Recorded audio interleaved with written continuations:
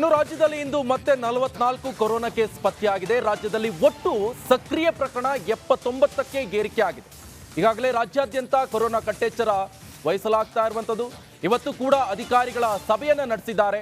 ದಿನೇಶ್ ಗುಂಡೂರಾವ್ ಅವರು ಆರೋಗ್ಯ ಇಲಾಖೆ ಅಧಿಕಾರಿಗಳ ಜೊತೆ ಹೈ ಲೆವೆಲ್ ಮೀಟಿಂಗ್ ಅನ್ನ ನಡೆಸಿದ್ದಾರೆ. ಆರೋಗ್ಯ ಸಚಿವರಾದಂಥ ದಿನೇಶ್ ಗುಂಡೂರಾವ್ ಅವರು ರಾಜ್ಯದಲ್ಲಿ ಟೆಸ್ಟಿಂಗ್ ಹೆಚ್ಚಳಕ್ಕೆ ಆರೋಗ್ಯ ಸಚಿವರು ಕೂಡ ಈ ಸಂದರ್ಭದಲ್ಲಿ ಸೂಚನೆಯನ್ನು ಕೂಡ ಕೊಟ್ಟಿದ್ದಾರೆ.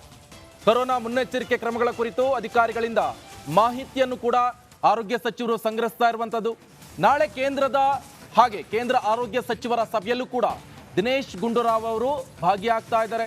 ಈ ಹಿನ್ನೆಲೆಯಲ್ಲಿ ಇವತ್ತು ಅಧಿಕೃತವಾಗಿ ಸಭೆಯನ್ನು ನಡೆಸಿರುವಂಥದ್ದು. ಅಧಿಕಾರಿಗಳಿಂದ ಒಂದಿಷ್ಟು ಮಾಹಿತಿಯನ್ನು ಕೂಡ ಕಲೆ ಹಾಕಿರುವಂಥದ್ದು. ನಾಳೆ ಕೇಂದ್ರ ಆರೋಗ್ಯ ಸಚಿವರ ಜೊತೆ ಸಭೆ ಇರುವಂಥ ನಿಟ್ಟಿನಲ್ಲಿ ಒಂದಿಷ್ಟು ಮಾಹಿತಿಯನ್ನ ಕಲೆ ಹಾಕಿರುವಂಥದ್ದು. ನಮ್ಮ ರಾಜ್ಯ ಸರ್ಕಾರ ಎಷ್ಟು ಮಟ್ಟಿಗೆ ಇದಕ್ಕೆ ಸನ್ನದ್ಧವಾಗಿದೆ, ಇನ್ ಕೇಸ್ ಜಾಸ್ತಿ ಆಗ್ತಾ ಇರುವಂಥ ಸಂದರ್ಭದಲ್ಲಿ ಇದನ್ನ ತಡೆಯುವಂಥ ನಿಟ್ಟಿನಲ್ಲಿ ಎಷ್ಟು ಮಟ್ಟಿಗೆ ಸನ್ನದ್ಧವಾಗಿದೆ, ಈ ನಿಟ್ಟಿನಲ್ಲೂ ಕೂಡ ಸಭೆಯನ್ನ ಕರೆಯಲಾಗಿದೆ.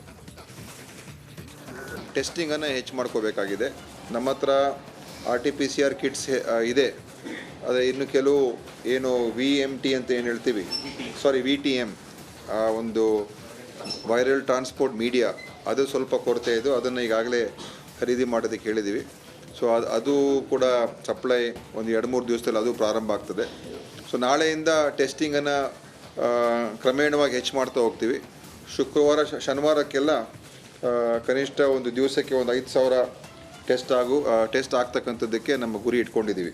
ಟೆಸ್ಟಿಂಗನ್ನು ಹೆಚ್ಚು ಮಾಡ್ಕೋಬೇಕಾಗಿತ್ತು.